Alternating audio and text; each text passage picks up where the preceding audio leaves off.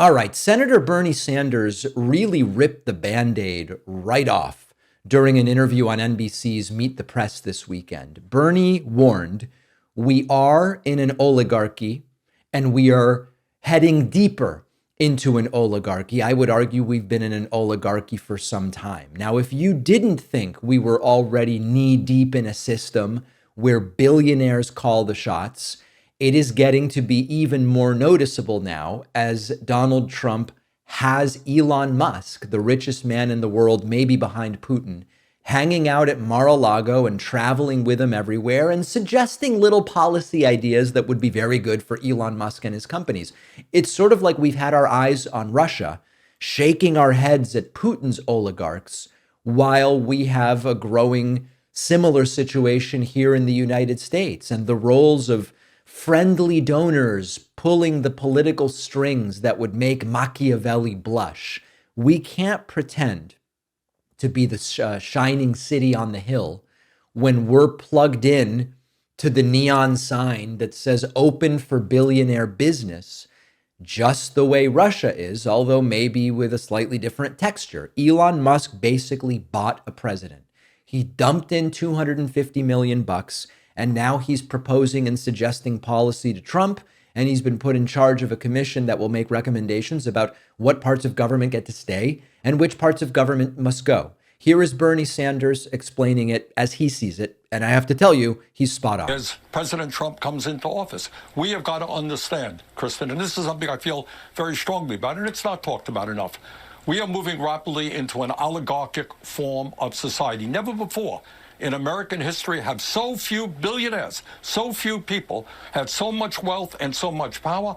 Never before has there been so much concentration of ownership, sector after sector, power of Wall Street, and never before in American history, and we better talk about this, have the people on top had so much political power. We can't go around the world saying, oh, well, in Russia, Putin has an oligarchy. Well, we got an oligarchy here, too.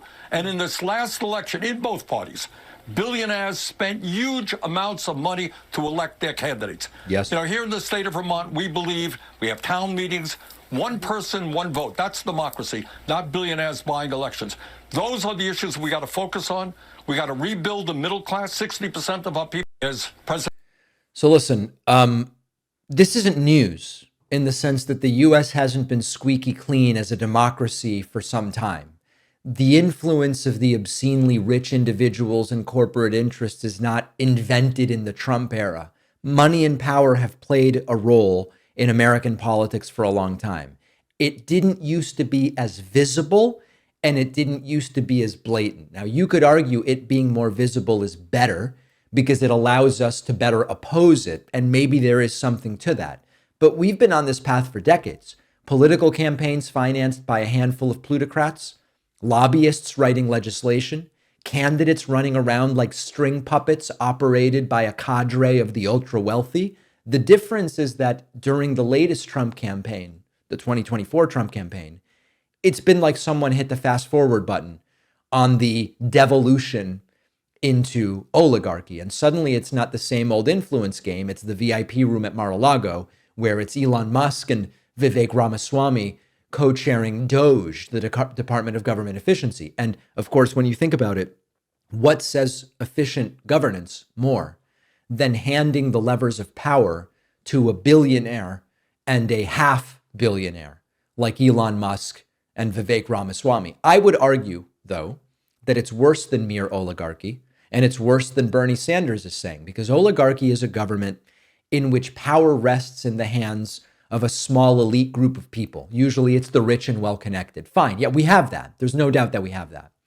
We're not just any old oligarchy, though. We have extra flavor that will make this vile stew even more rancid, because we also have a kakistocracy, government by the least qualified people. We've got leaders who struggle to read a briefing book. Trump's presidential daily briefing, when he was president the first time around, was reduced to one page with 2 or 3 bullet points and a picture. That's what Trump was capable of. So we've got an oligarchical kakistocracy. It's also a kleptocracy, government by those who seek status and personal gain, often at the expense of the governed. What Trump is seeking and what the people he's appointing plan to do is what's best for them, not what's best for farmers in Iowa. Actually, they got screwed the first time around, and it'll probably happen again. Not for the average consumer, as every economic policy Trump suggests will likely drive prices up rather than down. So we have a kleptocratic, kakistocratic oligarchy. And the United States has been edging towards being ruled by the few for a long time.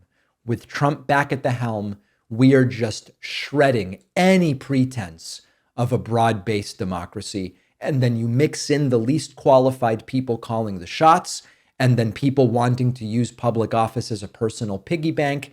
You end up with a system that is the disastrous, grim trifecta of decay. Bernie is right. My question, of course, would be, do these MAGA people even remember what the founding fathers had in mind? Because we have fallen very, very far from that. You can't vapor smoke inside. You're tired of people seeing you put those little pouches in your lip. There is a nicotine alternative that people won't notice. Zippix nicotine toothpicks. Our sponsor Zippix makes the only nicotine toothpick on the planet that is FDA registered. You can use it anywhere: work, restaurants, airplanes, sporting events, after a meal. The toothpicks stay in a convenient little tube that goes in your pocket or on your keychain. It's way more convenient than carrying around a huge can of pouches all day or a whole bunch of gum or whatever the case may be.